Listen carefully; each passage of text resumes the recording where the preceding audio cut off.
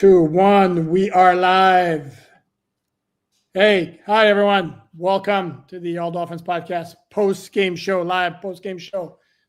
I, Alain Poupart of Miami Dolphins on SI, publisher MiamiDolphinsOnSI.com, am joined once again by Ken LaVicka, ESPN Radio sports talk show host, the voice of Florida Atlantic University football, and a longtime Dolphin observer, reporter, and all that good stuff. And we are here to chat about, dissect, discuss, break down.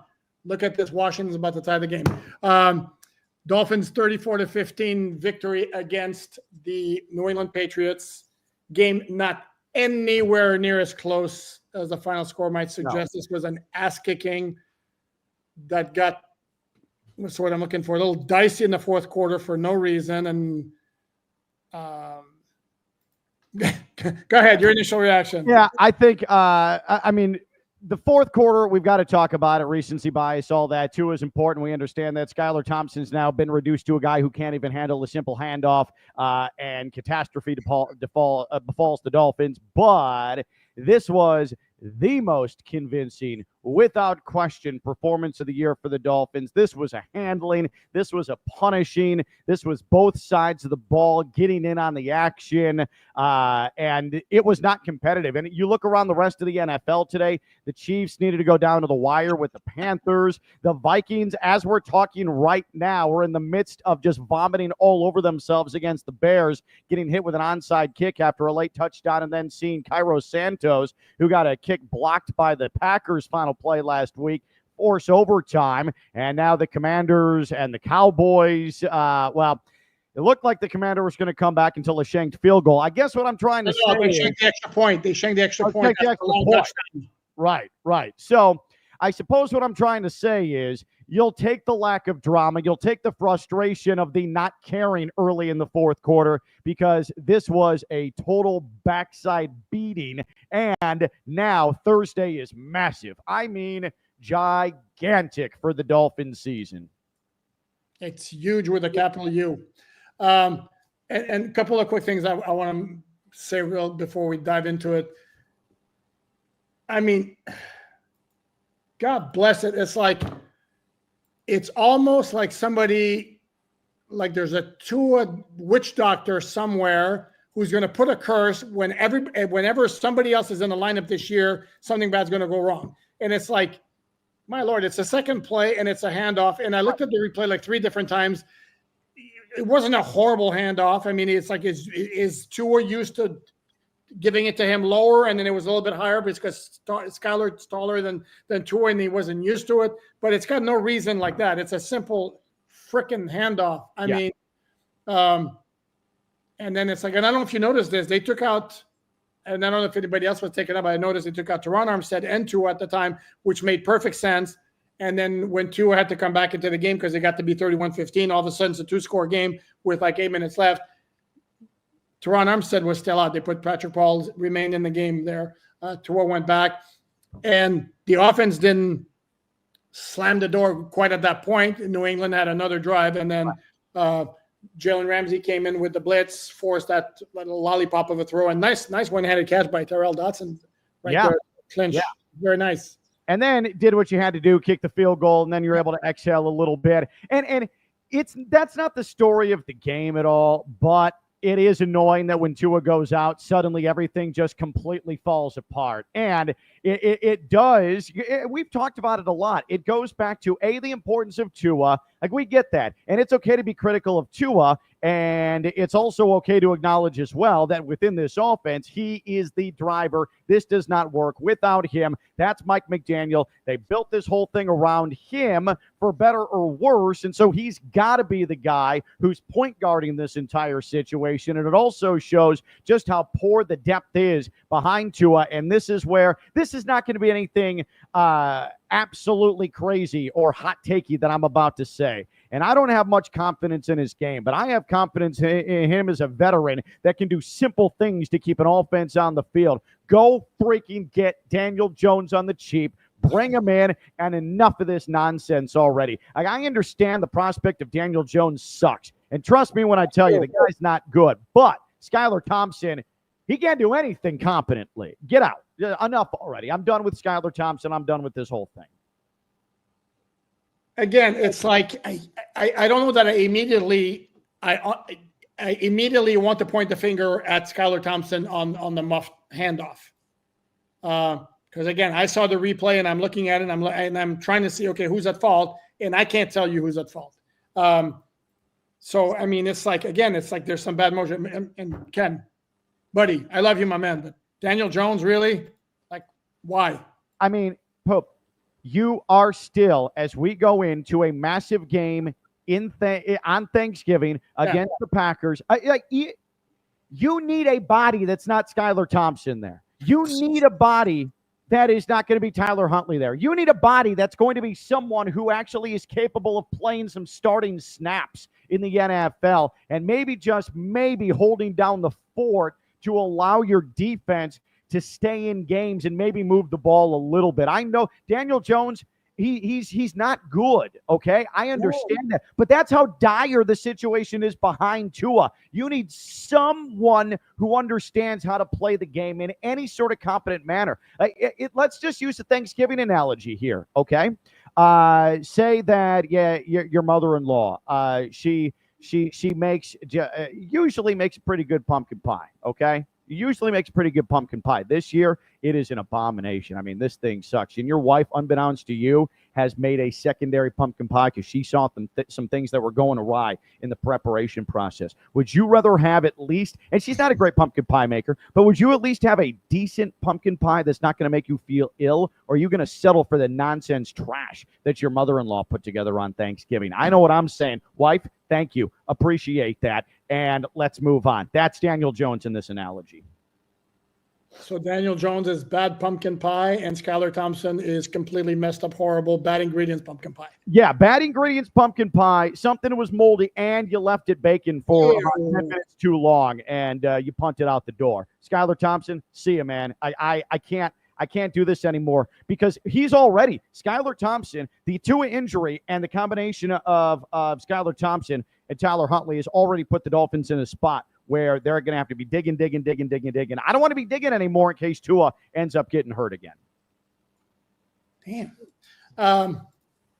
Okay, and see where I sit again. I'd like to watch the video 7 more times if I have to, because if it's not a Skylar issue on the handoff and it was Jalen Wright who didn't secure it properly, or do you still feel the same way, or are you basing everything you're saying on the fact that you think it was a Skylar mess up? I mean, Poop, I was completely ready to have this conversation even before the Dolphins game started today about the prospect of Daniel Jones. And I saw you wrote about it, right? You wrote about the possibility of Daniel Jones. And again, we've seen he is not a full-time starting quarterback, but he is someone that can come in and I think win you a game or two, which might very well be what the Dolphins need. If this is a moot point if Tua doesn't get hurt the rest of the year, and he's playing really good football right now, but just in case, which there always has to be, unfortunately, with Tua, just in case, right? He's much more dependable than what you're going to get from Skylar Thompson anymore. This just, to me, reinforced what we saw in the fourth quarter. I don't know. I've seen Daniel Jones play quite a bit, and to me, it's sorry, but and again, the Dolphins, like you mentioned early on at the top of the show, have basically put themselves in a situation. If they don't have Tua, they're in trouble. Because the offense is so massively Tua-centric. So as long as he stays in the lineup and he continues to ball the way he's balling, Dolphins can compete with anybody. And yes, I'm going to say yes, they can beat at Green Bay. And I know it's very easy to say, well, they haven't beaten a good opponent, and New England completely sucks. Let's be honest. And we're talking like beyond the fact that it was Flag City in the first half. And then on top of everything else, and I mean, man, do I feel bad for Patriots fans who have to watch this. I mean, you're rebuilding. You're a heavy underdog coming into Miami. The first drive, it's 4th and 1 from your own 39, and you punt. Are you serious? Right. And then it's 3rd and 16. And you have this hotshot rookie quarterback who actually looks pretty good. Yeah. And then you run a draw play to set up a 45-yard field goal. I mean, what were they doing? And it's like, okay, you're playing basically because you think it's going to be a 14-10 game. Oh, that's cute. Right. Right. No, you're exactly right. The Patriots have some deep-seated problems, some massive, significant problems. It does not appear, though, and I was unwilling to admit this a couple of weeks ago, but it's starting to feel like one of those problems, not the quarterback position. And if I'm Robert Kraft and I see this team continue to get coached the way it's getting coached, I wonder, because I've got a quarterback who appears to be real deal, do you have a quick plug pulled on a franchise favorite? I don't know the answer to that yet, but I do know that I'd be very protective of that quarterback who appears to be pretty good. Now, people are killing me for the pumpkin pie analogy. Sorry, I was just trying to be festive, okay? I'm trying to drive a point home, all right? I'm ad-libbing it. It's Thanksgiving week. Yeah, I was workshopping it, all right? Chill out. Chill out, everybody. Also, I don't know. Well, I'll throw this out there. This is a little more hot takey. There are very few, if any, offenses in the entire NFL that are so 100% reliant on one guy being their quarterback than what the Dolphins right now face with Tua Tagovailoa. I mean, we've seen Chad Henne come in relief of Patrick Mahomes in a dynasty era, and he made one play. He made a third down scramble. That was all he did. I mean, it's more than what we've seen from anything that the Dolphins have been able to do without Tua. All I'm saying, and maybe the Chiefs are up there because it's Mahomes, right? But there are very few, if any, offenses that that you must have that starting quarterback, Tua, as the guy with the keys to the offense, or else it all falls apart. He is unbelievably valuable, and this continues to prove that. No, I can't. Somebody put horrible analogy. I'm sorry, that's funny. Man, you're getting worked up over a pumpkin pie analogy? Really? Oh, that's funny. Yeah, no, the Dolphins have made their team extraordinarily Tua-centric. And again, if you're going to continue balling the way he's balling right now, that's perfectly fine. I have no issue with that. Yeah, and there's certain teams like this, like Buffalo without Josh Allen. It's not Buffalo. Sorry. The Chiefs without Patrick Mahomes because, again, it's always that clutch gene. Yeah. They're like, damn it, that dude, whenever they need to play, he gets it to him. It's uncanny. I mean, even today they beat the Carolina Panthers on last-second field goal because he got a long scramble after the Chiefs side of the game. Always makes a play. And they're scrambling like the Jared Goff, I'm not even sure I would put in that category, no matter how well he's playing. Right. But again, no, but they've also put themselves, their backup is Hendon Hooker, who's a second-year player who's got basically no experience. If they lose Jared Goff, they're done offensively, even though they have a sick offensive line, weapons all over the place. Well, I would argue, though, Ben Johnson's the next head coach in the NFL somewhere. Sure. So if you trust him as play caller, then Hendon Hooker can succeed. I mean, we've seen with Green Bay, right? Green Bay, they don't need Jordan Love. They don't. Would they prefer to have Jordan Love? Sure, but they don't need Jordan Love, and that's what the Dolphins are going into at Lambeau. Now, when it comes to Tua, here's what I'm encouraged most by today, just because he was overwhelmingly good today. I would say if I were to give just an arbitrary percentage, 85-15, hey, I'm good 85% of this game. This was a complete effort. Last week, though, we saw the Dolphins sort of had to go 5-6 yards at a time in the passing game, outside of Achane, who's done a really nice job out of the backfield. But in the passing game, 5-6 yards. You weren't given by the Raiders the middle of the field. It was difficult to pick up chunk yardage, and the Dolphins were able to maintain tempo. The timing was really good, and they were productive. Today, the Patriots were giving up the middle of the field, so Tua said, hey, 17, go get this ball, go get this ball, go get this ball over and over and over again. The timing was once again excellent, and we're getting to a point now where I think Mike McDaniel has figured out that he likes this play in these situations against these defensive looks, and then, hey, what this offense, the lifeblood of it is these timing routes over the middle, these in routes, and teams are trying to take away the short stuff, and now all of a sudden that's opening up again, and there's a nice correlation and back and forth starting to develop. We've seen improvement from Mike McDaniel. We've seen the physicality of this team improve. The running game is a strength, and if that's going, then Tua's got time, and this offensive line's been really damn good. This offensive line has been really freaking good for the majority of the season, and that's helpful, and that's why things look the way they do on offense right now. Sure, and again, they still do. They sprinkle a lot of like short passing, which helps the offensive line, but it has performed well today. Again, we knew this coming in. New England is not a good pass rushing team. What they have is a couple of really good players on the secondary. Christian Gonzalez is a really good player. Kyle Duggar is not a bad safety. Jones is not a bad cornerback, but it's a linebacker and up front. It's not a very good defense, and the Dolphins took it. And for those fans, as I was engaging on Twitter, who were like, doesn't matter that they played a crap team. Well, that's who was on their schedule. They can't beat Green Bay until they play Green Bay, which was on Thanksgiving. Would we prefer the Dolphins have struggled from start to finish in this game? No. And I said this on the podcast throughout the week. To me, the Dolphins are back to where they were kind of before the collapse in 2023, which is they're going to handle the bad teams. Raiders last week, Patriots this week, and then now the test comes. Let's see how they do against a good Green Bay team. And is it going to look the way it looked today? Probably not from start to finish, no. But they certainly can win this game. 3 weeks ago, we said that the Dolphins had to have this portion of the schedule. Had to have it. You had to go 4-1 at the very least to feel like, all right, we're in a great spot down the home stretch with what's coming up. And don't forget, other than a couple of games, what's coming up is very manageable on the back end of the season as well. But so what the Dolphins are doing is quite simply doing what they have to do. Is the season over if they lose to the Packers? No. But is this very much a barometer game and potentially a, hey, we're here and we've started to figure this out type of game? The answer to that is a resounding yes across the board. No, without question. And again, because that daunting end of the season schedule, we go past Green Bay and you got the Jets at home. And now there's talk that Aaron Rodgers might go on IR. They might cut him. Who knows if he's even going to be on the lineup. And even if he is in the lineup, he's playing like crap. The whole team's a mess. Then you got Houston, which, by the way, is now 7-5. I think we all assumed, and I was guilty as well, that they were ready to move up. And I kind of didn't forecast the middle of their offensive line being so egregiously bad to where they're not giving C.J. Stroud a shot. So then... And then the other game is you got San Francisco, which has had injuries the whole year, and now they're dealing with an injury to Brock Purdy, who's supposed to be getting reexamined on Monday.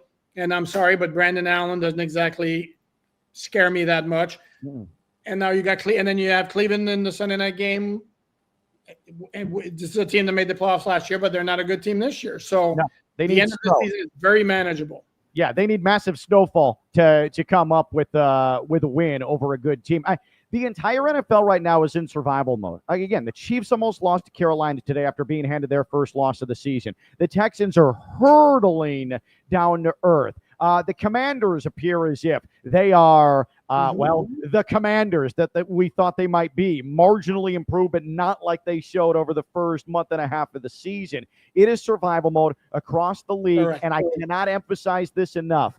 You play who's in front of you and win. The Dolphins went through a difficult stretch during the course of the season. It is clear that they need Tua, but as long as Tua is here, pick off wins any way you can get them. The less drama, the better. There was no drama today for except a 3.5-minute span. This is good. You're positioning yourself right now. You're jockeying for position. You could be in a much worse spot. Now, I'll ask you, Poop, when do you start playing the what-if game? As in, what if the Dolphins defense showed up against Arizona? What if the Dolphins showed any sort of fortitude late against the Colts? What if? Is it too early to play the what-if game, or do you, just for sanity reasons, want to save that till week 16, week 17? What if Grandma had one? then she'd be Grandpa. I mean...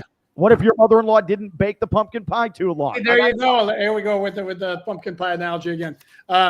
No, you can't do that. What if the Dolphins had signed a capable backup in the offseason? Right. What if Skylar? Here's another one that we have to say. What if Skylar Thompson hadn't gotten hurt against Seattle? Would he have been a horror show the entire 4-game stretch? We don't know. We kind of have an inkling that it's just not there, but we don't know for sure. Yeah. As Russell is pointing out, what if Tua didn't get hurt? Correct. Here's the thing. You can't play the what if game. Here, the truth is the Dolphins are 5-6. They've won 3 in a row, and they're very much alive in the playoff picture. The Colts losing today was very nice of them. Thank you, Detroit Lions. Detroit Lions are ballers, though, man. Holy moly. Today they're off, and I think they scored 24 points, which for them sucks. And then they held them to 6 points. Denver's a team that's going to have to be monitored because Denver right now is playing great defense. And it's amazing, too. I actually reached out to Buddy in Denver. Like, think about how far their defense has come. And this is now one of the best defenses in the league since the Dolphins spanked a 70 on them last September. Right. That completely reset the franchise right there. I mean, getting rid of Russell Wilson helped too, but it showed that they were a mess outside of the quarterback as well. And I've got to give Sean Payton credit because I thought that thing was going to bust. They have turned that thing around in a massive way. Speaking of the what-if game, what if the Dolphins didn't sign Calais Campbell? What if the Dolphins traded Calais Campbell? What if the Dolphins didn't make a commitment to Jalen Ramsey? I mean, how good has he been? What if they didn't believe that Sealer and Calais Campbell could coexist? And here they are. They're in the backfield constantly, all the time. What if they didn't take a late flyer on Emmanuel Ogbah? So we can also play the what-if game about how they've at least maintained this and saved this entire thing to this point.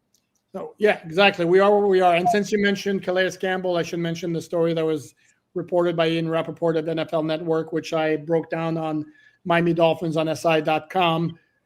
Basically, his report is that Mike McDaniel stepped in to nix the trade, which would have been to the Baltimore Ravens for a 2026.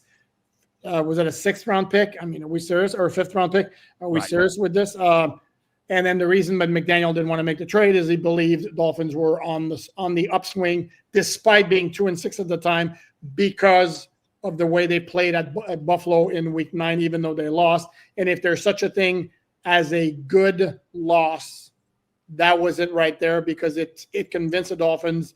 It gave them belief that, you know what, we can hang with those guys. And that's one of the best teams in the league. It's going to be wild that the story of the 2024 Miami Dolphins, if things keep trending the way they're trending, it all comes down to what happened in the 2 Bills games. The Tua injury into Tua coming back and playing Buffalo and them hanging in and taking a moral victory, making the decision off that game that, hey, we've got enough here. That was encouraging. Let's stay put and not get irrational or reckless at the trade deadline. That would be, if the Dolphins make the playoffs, it's those 2 Bills games that A, almost sunk it, and then B, breathed life back into this thing. No, without question. And one point I make here also, because when people want to talk about firing Chris Grier, because there's a lot of unrest about Chris Grier, which, first of all, it's not going to happen unless the season goes south. No. But again, this shows, if you go by the report, Mike McDaniel nixed the trade. That tells you Mike McDaniel has juice when it comes to personnel decisions, which means we can't pin all personnel decisions on Chris Grier. And this is something, by the way, I had said before, that everything is collaborative. And if you don't think Mike McDaniel has say in some of the things that happen, yeah, he does.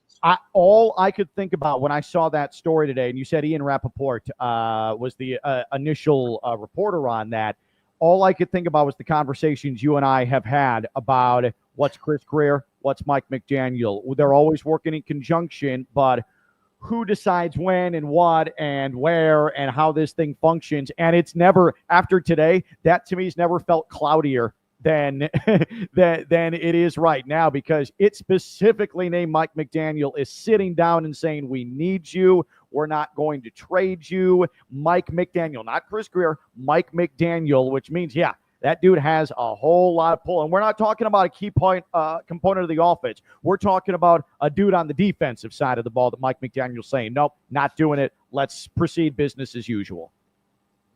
Okay, let's attack some comments before we go to our contributors, because they will always take precedence. I want to address this one just to get out of the way, because I'm not in the mood to deal with any foolishness. So anybody who's going to get offended by this, get ready. What negativity do we have about Tua today? Obnoxious fans like you who can't let it go. That's the only negative part of it. He played great. Give it a rest.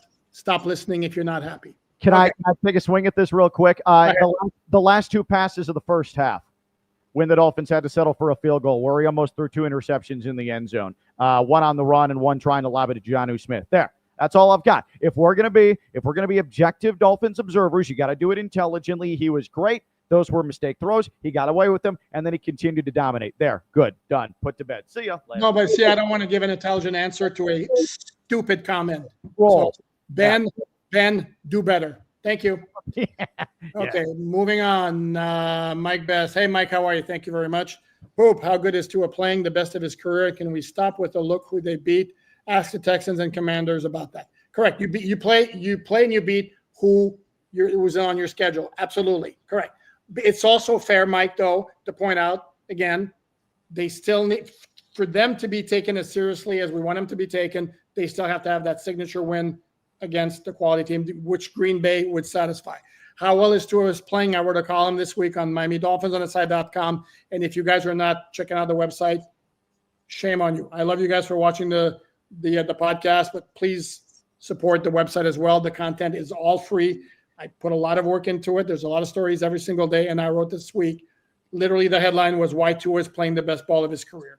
And I explained certain things that he was doing. And again, he had another big day today, and another step in what we've seen this year is there were more throws down the middle of the field, not over the top, but like the 15, 20 yards, as Ken was mentioning, that teams have taken away this year. There were a couple, there were like probably 3 or 4 of those today. And if the Dolphins, incorporate that to everything else they're doing, I mean, this is not a fun offense to try to stop. No. Speaking of winning a signature game against a signature team, just while we're on this discussion, I think we are gauging all of this and observing all this differently this year than we did this time last year. Like this time last year, we're waiting for the Dolphins to beat a top-tier team because we're trying to see how they stack up with the rest of the AFC as potential Super Bowl contenders, right? Yes, I don't consider the Dolphins Super Bowl contenders. What the Dolphins are doing here is they're trying to grind away into a playoff spot. So it's no longer gauging where you stack up with the rest of the AFC. It is truly, you've got to stack wins to put yourself in a position to have a foot in the door week 18 of this NFL season. And guys, I think that's what it's going to come down to get yourself into this field here. Where you land, I don't know, but survival mode is much different than how do they stack up? If you get in the way the Dolphins are playing now, if you get in, the Dolphins certainly appear to be dangerous because I think this defense is good enough to help you in the postseason. But now you got to get there. So the way we look at this is way different compared to 12 months ago. Completely agree, because they've taken a completely different path because of the bad start as opposed to the big starts in the first 2 seasons. By the way, before we move on, hat tip to Chop Robinson. Man, that dude is coming on. He's looking like a dude now. Yeah, it's that's my in a seat. Yeah, and I'm restricted against the wall here trying to do that. He's elite, and when he's not sacking quarterbacks, he is in their face, or he's drawing holds, or he's just an absolute menace. He has figured out his timing.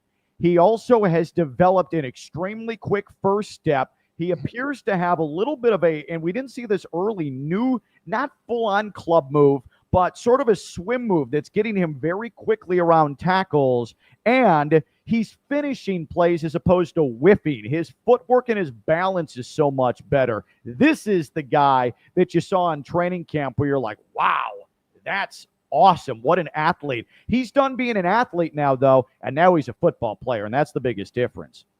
Yeah, Neil, he abused that right tackle. I think Barnes might be his name, and then one time he beat him with speed after the tight end was supposed to chip him, and the tight end barely touched him, slowed him down. And then he got another play where he bull rushed the right tackle, who outweighs him by probably 35 pounds, got all the leverage in him, and basically pushed him back into the quarterback. Right. So, very, very well done. Complaining Chop Robinson right now. Toby, how are you? Toby, thank you very much for the contribution. HN is modern day Warwick Dunn, same number also. That's not a bad comp. It's really not. It's really not. I do think HN is more accomplished the way they use him out of the backfield catching passes potentially. You're young. Oh, you're very young. We'll attribute that one to age, because Warwick Dunn was a great receiver out of the backfield. I'm probably thinking late stages Warwick Dunn as opposed to prime Warwick Dunn. All I'm saying is that I think HN is well on his way to being extremely versatile in the grand scheme of things. And the more and more that he becomes this number one back, takes on the full brunt of the load, where Mostert, I'm not saying Mostert's being frozen out, but it's abundantly clear that this is HN's backfield. And Mostert doesn't really have much of a piece in it any longer. HN is a bulk load running back. I didn't necessarily see it coming because I didn't know if his body could withstand it, but he is just, I mean, it's relentless from that guy. It's outstanding. Yeah, if you look at the carry distribution today, it's HN with 10, Jalen Wright 7, Raheem with 2. I mean, they have like phased out the dude like bad. So we shall see. Matt, thank you very much, Matt. Chop Robinson, never had a doubt, not once. Promise. You sure about? Do you have that in writing, Matt? Do you have that in writing, even through the first 5 or 6 games where wasn't getting a whole lot accomplished? Come on, Matt. Fess up now. We love you, buddy, but I had some concerns because it was exactly the Chop Robinson from Penn State, who looks the part, gets close, but doesn't finish. Yeah. Now he's either getting QB hits, QB pressures, forcing penalties, and then getting his sack. He had 1.5 sacks today. Yeah, I Matt, we love you, but again, you can go back to YouTube and you can literally see Poop and I, sort of pooping on Chop Robinson a little bit. Don't use my name. I know. I'm sorry. So now though, I mean, this is real big time football from Chop Robinson, and if he can consistently do that based on everything, the more you can save opposing offenses from getting to the back end of your secondary, the better. The Dolphins cannot rely on a Poyer Holland going to save the day more often than not. So that pass rush is going to be extremely important. I continue to be scared. It's not awful, but scared that they are going to implode at a big moment on the back end, and that's going to cost the Dolphins dearly here at some point. Okay. Toby again. Toby, thank you very much. Daniel Jones is better than Skyler, bottom line. It's an upgrade, just like we cut D-Long for Dotson. Upgrade is an upgrade, especially at QB. I just don't think Daniel Jones is very good personally. And it's nothing personal. I just don't think he's a very good quarterback. And again, this is going to come down to what the Dolphins see in practice from Skylar Thompson, even though he doesn't get very many reps, as they've indicated. But I mean, are we really going to like set Skylar Thompson on fire for one bad handoff when we don't know for sure that it was him? Okay, but forget today, notwithstanding. Okay, are we going to learn our lesson when it comes to what's behind Tua? Because we've already seen he's not good enough, and when it was good, the dudes had, sorry to interrupt, but he had like 2.5 quarters against Seattle. I mean, that's enough to decide it's over and it's done. I think I'm totally fine talking about Skylar Thompson body of work. Yeah, he performed admirably in a playoff game in the cold against Buffalo. Other than that, I can't in good conscience sit here and spend weeks destroying what's behind Tua and no good backup option with a guy who faces potential concussion concerns. And Skylar Thompson comes in. It's underwhelming. Yeah, he got hurt. I've seen enough. I'm quite willing to say if the Dolphins are going to do what they aspire to do, what I hope that they're aspiring to do, they've learned their lesson. Daniel Jones is available because to me, it is the lesser of two evils. We know what Skylar Thompson is. You have a certified starting. He's not good, but he has a ton of starting experience, and not 2, 3, 4 years ago, but like now. You don't have to marry yourself to him. This can be a fling. It doesn't matter. Go get him. Have him there just in case. You can put the Tupperware around him, close the lid, make sure it's sealed tight. And then at the end of the year, if you don't need him, au revoir. If you do need him, awesome. You feel a lot better than that than Skylar Thompson. Okay. Fair enough. I can accept that argument. By the way, for those scoreboard watching, the Las Vegas Raiders have just gone ahead of the Denver Broncos, which is very good news for the Dolphins. Very good. Smith, then, thank you very much. Much appreciated. John C., thank you very much. I would think McDaniel has some control of the 53, but it's the drafting process that I feel Greer has more control. Scouting, etc., would probably be Mike's call on Campbell. Well, they said it was Mike's call on Campbell. If you don't think Mike McDaniel has any input on the drafting, I think you're wrong. For example, I think Devon Achane was very much a Mike McDaniel call. Yes. And would not be surprised if Jalen Wright also was a Mike McDaniel call. So, and here's the other thing too, as I mentioned in my column on the Miami Dolphins on SI.com. Remember, Mike McDaniel got a 2-year contract extension this summer with 2 years left on his contract. And while the full details have never come out, me thinks it's very possible that they increase his personnel say. Interesting. Which is why, as frustrated as people get with Mike McDaniel, just like with Chris Greer, as 3-4 weeks ago, everyone's gnashing teeth and they have torches and they're about to march on the facilities there right across from the stadium, there was not going to be any movement. Everybody is, just like the big money players were not going to be traded when we were starting to float names about who might go at the trade deadline. That's why Tyreek wasn't go. It's why Jalen Ramsey wasn't going to go. Nobody was going to go. It's also Chris Greer wasn't going to go, and Mike McDaniel wasn't going to go either. Once they're locked in, they've been locked in, and they are the building blocks of this entire thing, whether you like it or not, at least for the foreseeable future. Yep. And there's radio folks in New England, I think it was maybe this morning, we're talking about the idea of, like, you think the Dolphins might want to trade Jalen Waddle in the offseason because he was off to a slow start.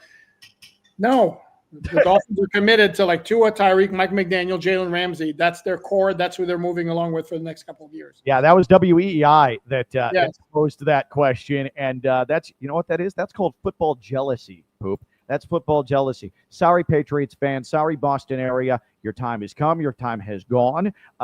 You were in a glory period, and now you sit and you feel the way we all felt watching you for damn near 20 years, okay? And I hope it hurts, and I hope it's annoying because you now know how we felt.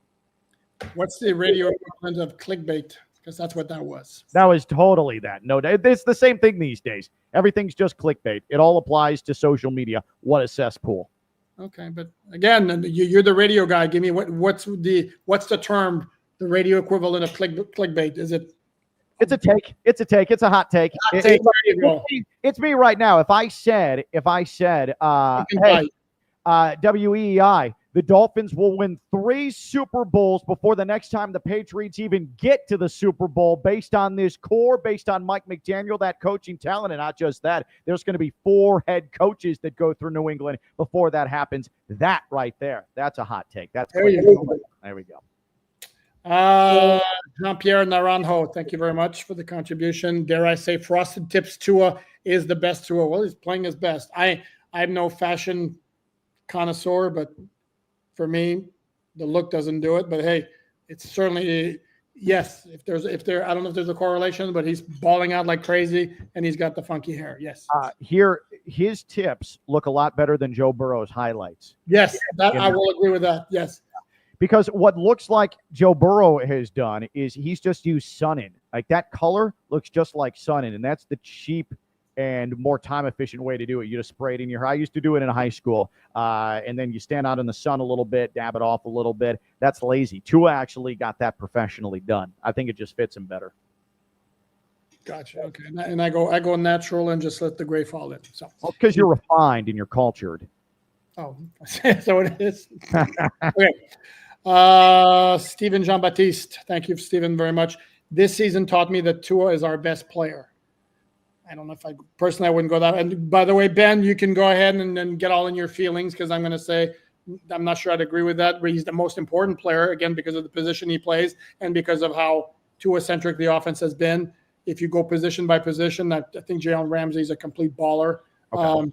And maybe Teron Armstead, but Tua certainly would be at or near the top. And I think this year he's actually been a better player for his position than Tyreek Hill has been at wide receiver. But I don't have a major issue with your statement, Stephen. There can be a difference. There can be nuance between best player and most important player. Like, there can. And I think you laid that out pretty well. And I think Jalen Ramsey, what's crazy, he's been in the league for a long time. And he's not getting any younger. And for him to still be, and I agree with you, the best player on the team is a testament to just how freakish that guy is. And he is playing games, and he's staying on the field, and he's physical, and he's nasty, and he sets a tone. I love myself some Jalen Ramsey. What a pickup. Yeah, he's completely balling.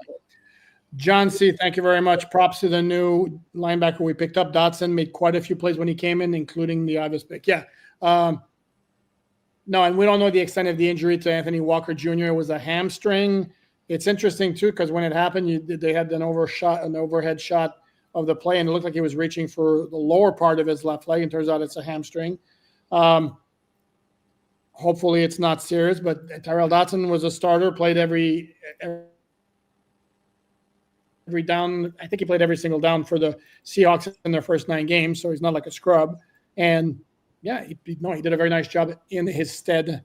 So we'll see. So the Dolphins, I feel better with him in there, I think, than I did with David Long Jr., who was not having a good season. No, there was one of the few big chunk plays for the Patriots in the first half. Dotson got caught ball watching because the ball was sailing a little bit, and I think he thought he was going to get an interception. And the tight end, I can't remember, it might have been, would it have been Hunter? It might have been.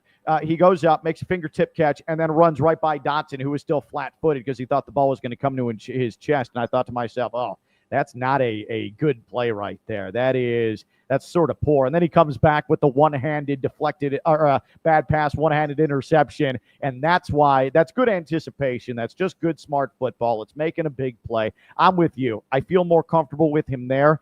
And if that type of play continues, I mean, that's a good, savvy acquisition where you say to yourself 5-6 weeks from now, hey, flew under the radar. That's a potential winning move in the grand scheme of things. No, without question. And this is what they did when they made those waiver claims. It's like when is needed. For Jack Stoll, for example, the tight end, he was inactive today. At some point, he may be needed, and he's going to do a job. But he's going to be a blocking tight end and special teams guy.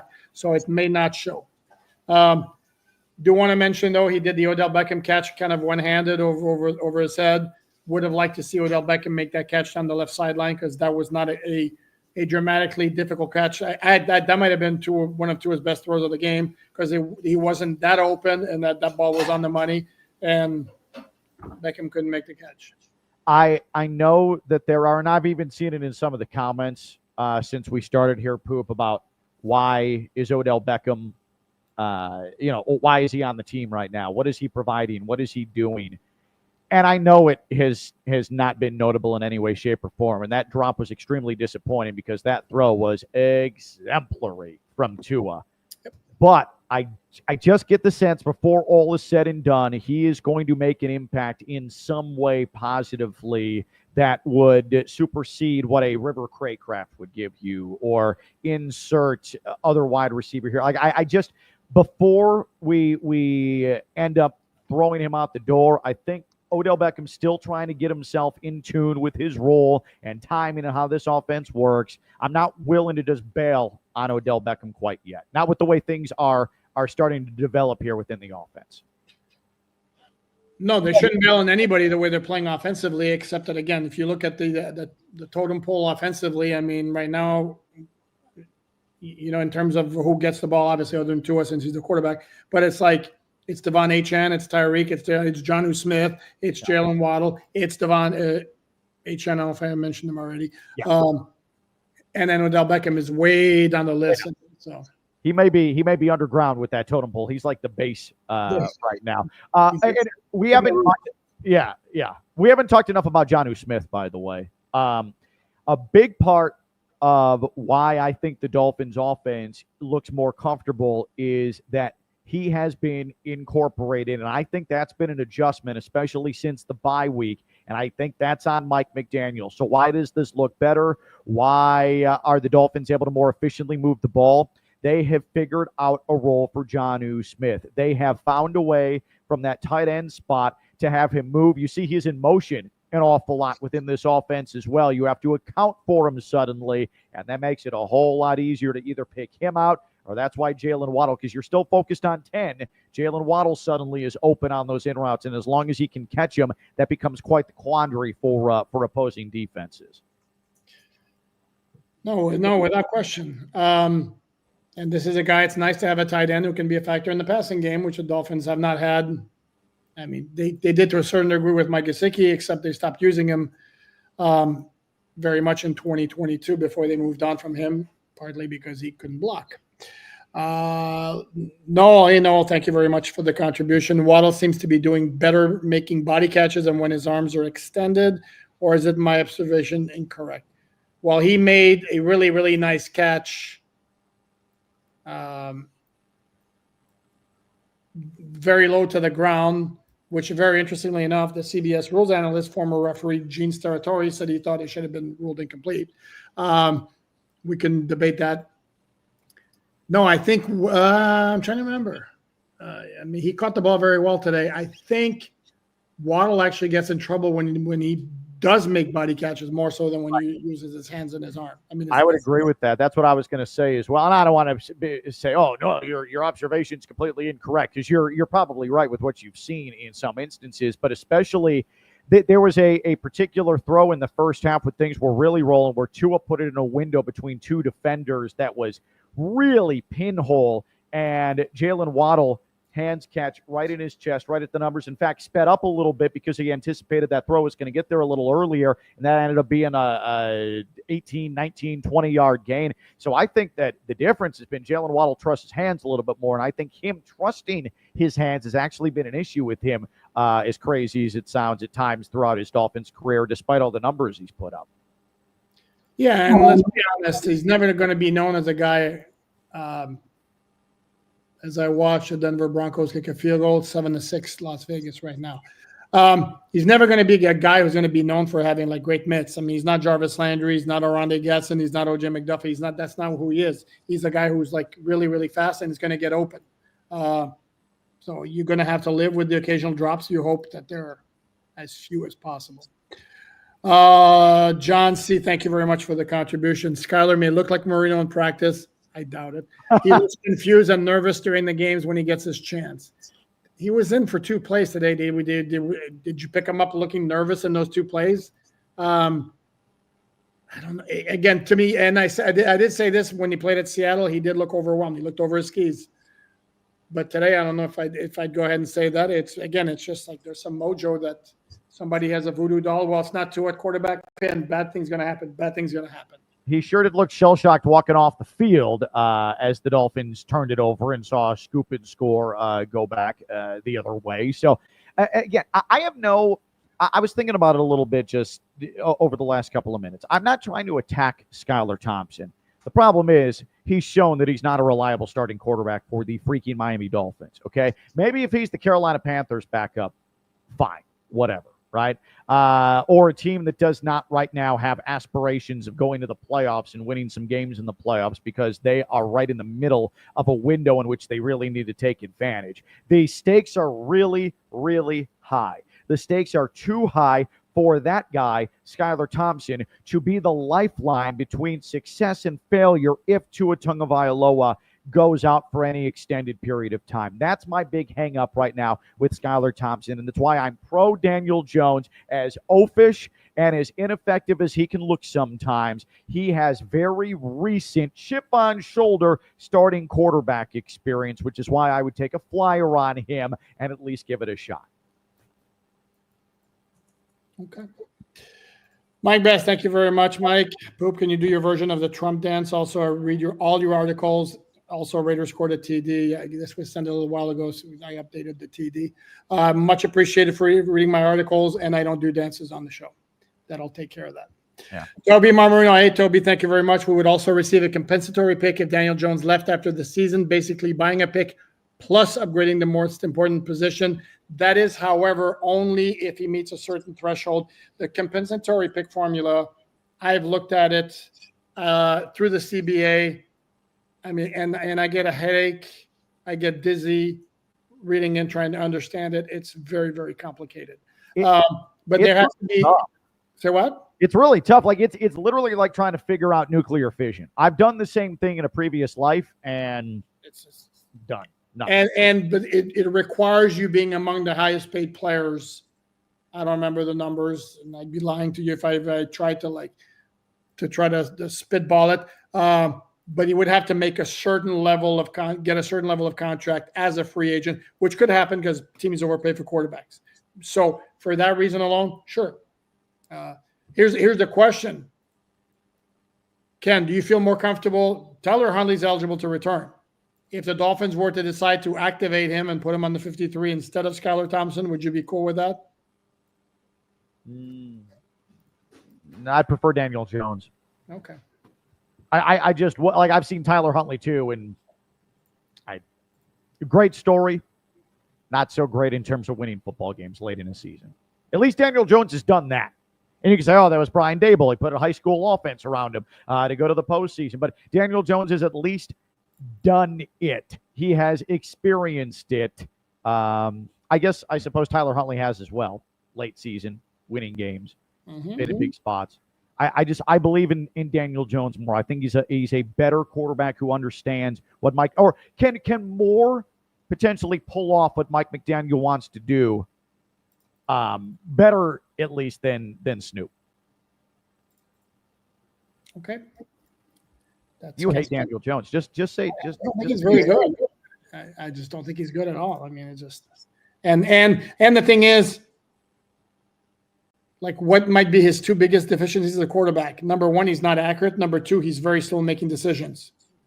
Tell me exactly how that fits into the Dolphins system. I mean, yikes. Yeah, but Tyler Huntley also showed that he is no bellwether when it comes to sitting back there and just zipping passes all over the place. So correct. Inaccuracy. And some of my media colleagues were like, sorry? No, I'm just saying it can't be Skylar Thompson. Like, at this point, it can't be him. I have loftier expectations for this than that. It needs to move on from that. Okay, that's fair. Okay. Oh, I'm going to mess up your last name, aren't I, Carlos? Bigord. I apologize if I don't pronounce it correctly. Thank you for the show, gentlemen. I'd love to read or hear the story of how so many players have hit their career high playing with QB1. Who else? Why is that? Well, because for one, Jalen Waddle has never played with anybody else. True. Raheem Mostert, did he hit his career high in terms of yardage? I think last year was his first 1,000-yard season. Well, Carlos, here's the thing.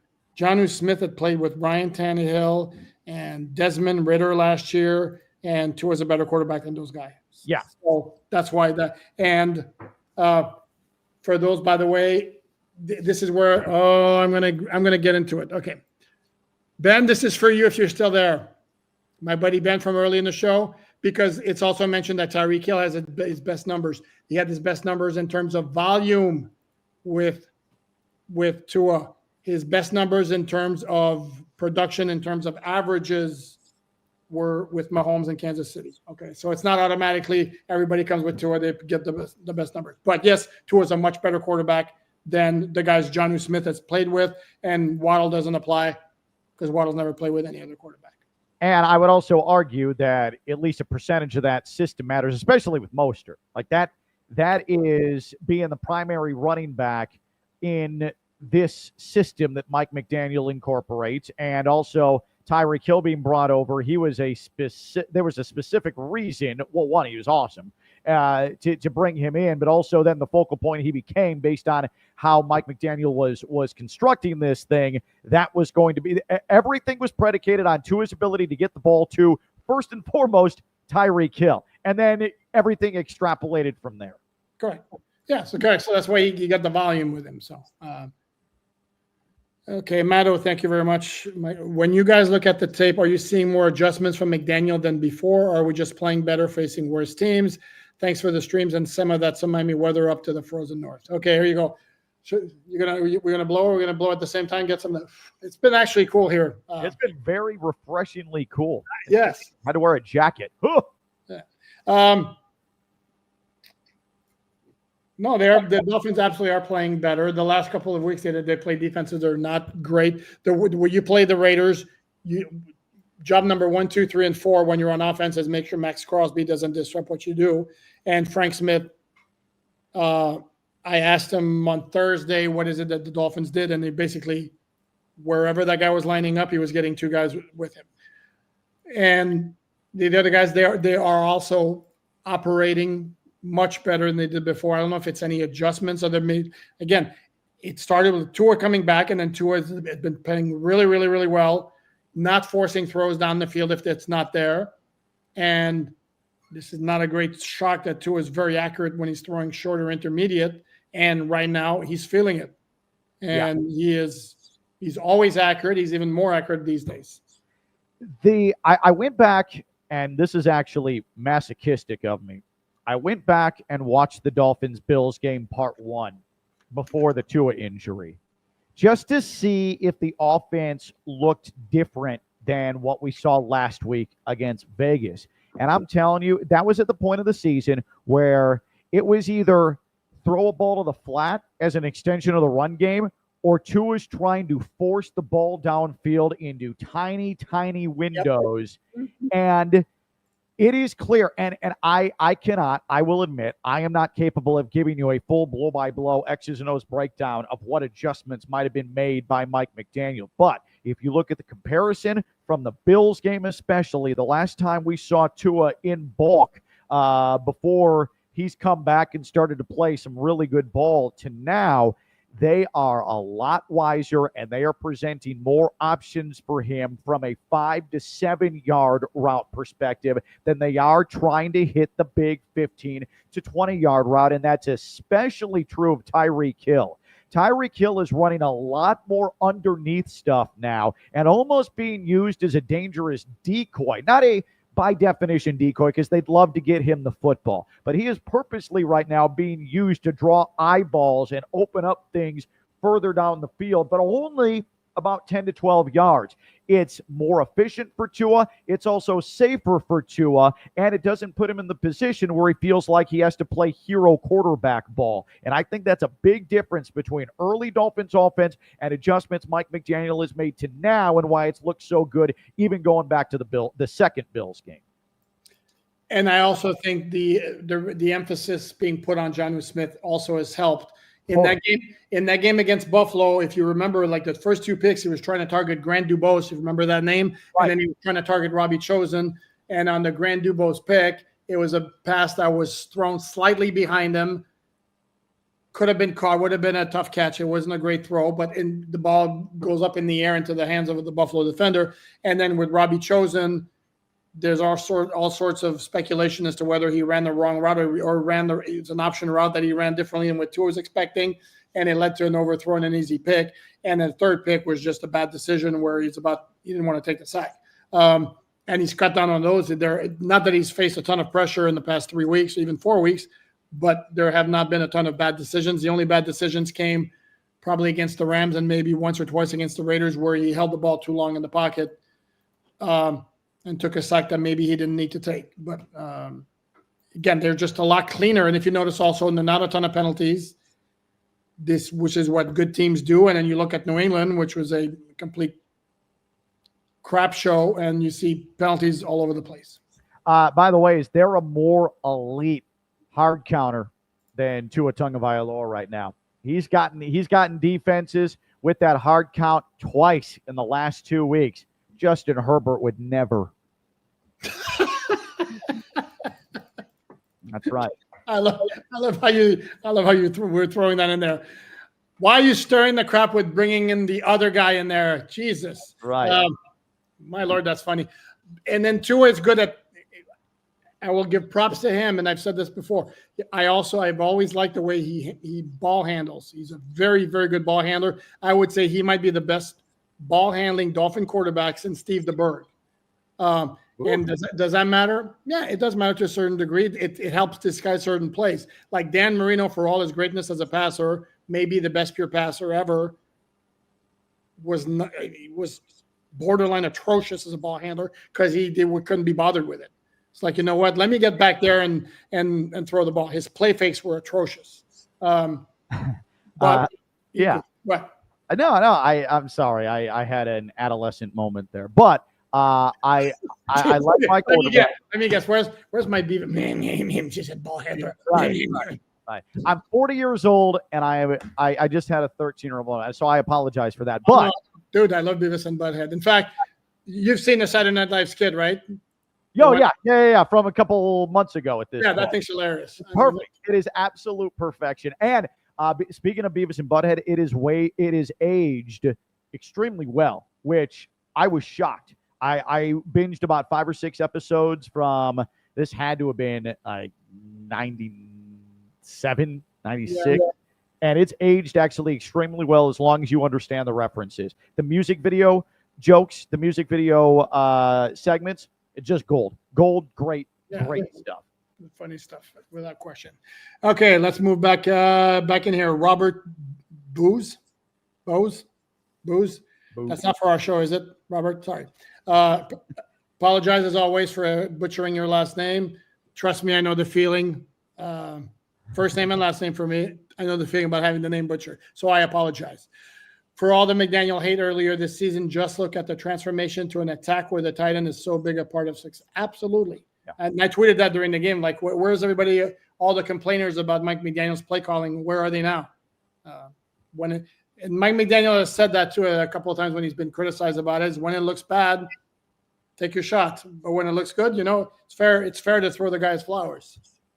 In mid-July, you and I talked on this very podcast, the All Dolphins podcast. It was a just before training camp edition. And I said that Jonnu Smith could transform the Dolphins offense. I was extremely excited about it. And I suppose I'm a football oracle. Has not completely transformed the Dolphins offense, but he has brought a different facet that has made them look dangerous again. I think we can all agree that the Dolphins offense looked figured out for a good portion of this year, and it was scaring me and it was frightening me. I couldn't sleep at night. I was very concerned, but now Jonnu Smith has helped unlock this thing. And this is tough for me as the voice of FAU to see a Florida International Panther 6 seed. I mean, it hurts my heart. You too, Poop. I mean, I'm willing to coexist with you people, but then to praise you people, that's the next level that I need to accept. But he's been awesome. And just for the record, in his 4 years at FIU, he never scored a touchdown on Florida Atlantic in the Shula Bowl. So there. By the way, this is where I make an admission that being of a certain age, when I went to FIU, we were known as the Sun Blazers and not the Golden Panthers. I would argue they should go back to the Sun Blazers. Significantly better mascot. That's a cool name. I like Sun Blazers. Man, we finally have a score here in the Arizona-Seattle game. Arizona 3-0. For those paying attention to the AFC West. Arizona's a good team, by the way. Yeah. Marcel, my buddy Marcellus. Thank you, Marcellus. Appreciate the contribution. Why does it keep coming out? Here we go. I think this is addressed to you, Ken. Hey, buddy, I would rather the Dolphins pay you to be the backup rather than Daniel Jones, so please stop campaigning for him. So I don't make quick decisions at all. In fact, from the time I started dating my future wife to the time I proposed to my future wife, it was, I don't know, like 4.5, 5 years, just about. So I don't make decisions particularly well. My arm. What do you mean, well, quickly? You made a great decision. I did make it. I mean, the right decision just took too long, right? Okay, but if I have to come into the game, I'll make the right decision, but I'll get picked off because it'll be late to arrive at that point. My arm strength, not great. And if you think that I'm throwing to the outside, hell no. There's no way I can make that throw. So Mike better be formulating something over the middle. A lot of shovel passes. You know what I could do? I can shovel pass extremely well. Can you hand off without a problem? I can handle the ball. Because you're a good ball handler. Good ball handler. have to do the Beavis. John C, thank you very much, John C. I had been complaining that the fins were snapping automatically as soon as the motion went past Tua. Finally, they are getting teams to jump by not doing that. It was like a starting gun for DL. Dude, John, they had no intention of running a play at the end of the first quarter today, just like they had no intention of running a play at the end of the third quarter against the Raiders.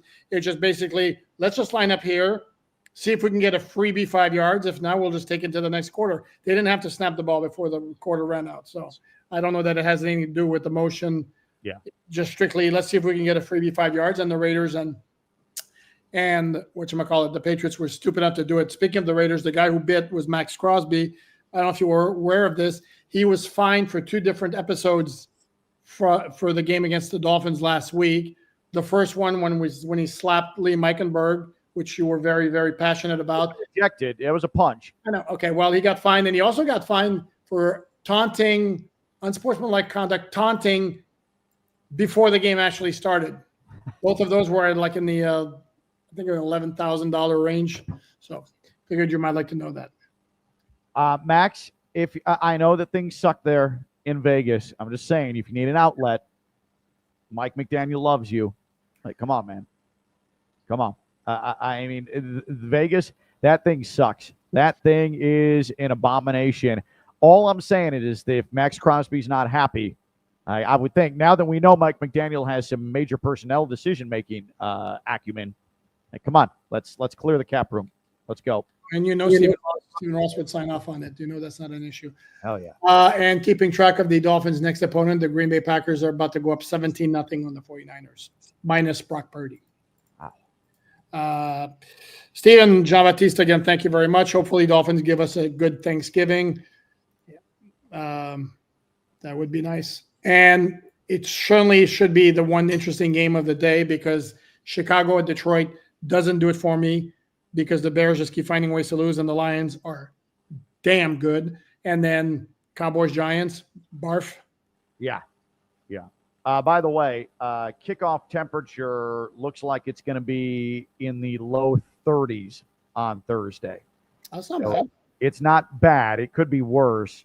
But the temperature apparently is going to decrease pretty significantly as the late evening, the night comes on there in Green Bay. So we'll see. If anything, I don't even care about the Dolphins and how it's going to affect my Thanksgiving. I just don't want to have to put up with the questions about Dolphins cold weather and Tua cold weather and against good teams anymore. Like, if Tua can slay both dragons, the cold thing and the good team thing, just for my sanity, that's enough right there. Because I don't want to freaking talk about it anymore, because I hate it, and it's like banging a hammer in your temple over and over again. Here's Noel. My buddy Noel has unlocked the key to the Dolphins' recent success. Here it comes. 3-0 with Tucker Addington. Perfect. Sign the man. Yep. Not only that, what does that say? Tucker Addington better than Matt Overton. No offense, Matt Overton, but the Dolphins were 0-3 when he was their long snapper. So, speaking of which, and I can't believe I'm going to devote, a minute and a half or whatever minute on long snappers, but Blake Ferguson has been eligible to come back the past 2 weeks. Dolphins have decided not to bring him back. Mike McDaniel has said he does believe he's going to snap for the Dolphins again this year, even saying one time the Dolphins are not the same if he's not the one spinning the ball. It's a long snapper. Do we really need to devote a spot in the 53 for him? So if the Dolphins were to sign another guy to the practice squad on Monday, wouldn't shock me. Or maybe they'll activate Ferguson to play. Remember, everything's going to be different this week because it's a very short week. They play Thursday night. Kendall Fuller's missed the last 2 games with his concussion. I can't imagine he's coming back. This is a week where there's very little practice time. Practically none. Actually, it's pretty much walk through. So be interesting to see what happens there. But Dolphins, yes, absolutely. 3-0 with Tucker Addington. By the way, Blake Ferguson does have a hardcore legion of fans, the Ferg Hive, if you will. And so you better be careful, because what you just did, you think it's bad with the most innocuous things you say about Tua, and you get told that you hate Tua. Just wait, because once the Ferg Hive comes after you, it gets ugly. So just watch your words, please. I care for you. I don't want to see you go down that path. I'm a hater. Matto, I'm curious what happened to Durham Smythe. He was pretty good last year. He has not had a good year, and he's lost the playing time to Julian Hill. The Dolphins love Julian Hill for his blocking, the receiving, not so much. And then the addition of Jonnu Smith took away all the snaps that Durham Smythe would have for pass catching purposes. So that's why he's wound up clearly as a number 3. Jog my memory, if you will. That was Julian Hill who had what looked like maybe initially a fumble that ended up being an incomplete pass, right? Okay. Well, that would be him. So, you know how you discussed Gene Steratore and the replay of the Jalen Waddle catch that he said might have been trapped against the ground, but the play stood, 19-yard gain. CBS, for whatever reason, I don't understand why they kept playing that replay of the incompletion 5, 6, 7 times when it was clearly an incompletion. There was no point at which Julian Hill actually had possession of the ball. And then to go to Gene Steratore, it's almost as if the producer said, hey, this guy gets paid a lot of money, and we need to go to him because my bosses, the executives, are on my ass. And so, Gene, tell us what we already know, please. Yeah, great call by the officials. Oh, thanks, Gene. There you go. You just got some background on how network television works. That was needless. That was pointless. Stop doing nonsensical, dramatic officiating stuff with us, please, because it insults our intelligence. Agree, but I will give him props for disagreeing with the call that was made on Waddle. I don't like, because they get some, and I'm not going to name names or remember who they work for, but we'll come back to say, well, the officials deemed it this way. Well, you mean no duh. No duh. We know that's what the call they made. We want to hear your opinion, and this is why I like Steratore saying, to me that shouldn't have been a catch. Well, then I got mad at Gene Steratore for that because he wasn't saying something I wanted to hear. So then it was me being angry with him again after that. So he lost both times with me. And by the way, spoiler alert, there's bad calls all over the place. There was the DPI that could have been called on the Dolphins' first drive of the game when Jonnu Smith was kind of semi-mugged. And on the first Dolphin touchdown, Kendall Lamb moved early from where I sat. So, again, there's going to be bad calls. What you don't want is a game-deciding bad call, particularly late, in the contest. So, having said all that, I think we're going to wrap it up. We've been going here more than an hour, so we're going to wrap it up. We're going to have to discuss, and I'll keep you guys posted on this, what we're going to do. Yeah. If we're going to have a live post-game show after the Thanksgiving night game, we may have some negotiating to do here. We'll let you guys know. In the meantime, I hope you enjoyed this particular edition with my buddy Ken LaVicka, ESPN Radio Sports Talk, and the voice of FAU Athletics. Ken, when's your next show? It'll be Black Friday, actually, coming up, and then I'll be on consecutive weekends after that. So ESPN Radio, check your local listings. Very nice. Well done. For everybody else, thanks for watching. Much appreciated. Please like, subscribe, share, all that good stuff. Thanks, everyone. Let's enjoy this victory Sunday for the Dolphins. Again, 34-15 over the New England Patriots. Thank you, everyone.